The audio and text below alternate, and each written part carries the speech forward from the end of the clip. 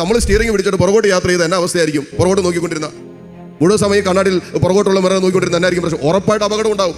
എന്ന് പറയുന്ന പോലെ നമ്മൾ മുന്നോട്ട് കർത്താവിനെ കണ്ടുകൊണ്ട്, എബ്രായർക്കെഴുതിയ ലേഖനത്തിൽ പറയുന്നതുപോലെ വിശ്വാസത്തിന്റെ നാഥനായ കർത്താവിന്റെ മുഖം ദർശിച്ചുകൊണ്ട് മുന്നോട്ട് യാത്ര ചെയ്യേണ്ട ദൈവ പൈതലാണ് നമ്മൾ. എന്ന് പറഞ്ഞാൽ ശാശ്വതമായ ദൈവിക ഇടപെടലും അനുഭവവുമാണ് ഒരു ക്രിസ്ത്യാനിയുടെ ആത്യന്തികമായ ലക്ഷ്യം. അതുകൊണ്ടാണ് നമ്മൾ വിശുദ്ധ കുർബാന സ്വീകരിക്കുന്നത്. എന്തുകൊണ്ടാണ് വിശുദ്ധ കുർബാനയ്ക്ക് നമ്മൾ ഇത്ര പ്രാധാന്യം കൊടുക്കുന്നത്? അത് യേശുവിന്റെ ശരീരവും രക്തവും തന്നെയാണ്. അത് നിത്യജീവന്റെ അപ്പമാണ്, താൽക്കാലികം. അതുകൊണ്ടാണ് ഈശോ പറഞ്ഞത്, അന്ന് ഇസ്രായേൽ ജനത്തിന് അവർ മന്ന ഭക്ഷിച്ചു എങ്കിലും അവർ മരിച്ചു എന്നാ പറഞ്ഞത്.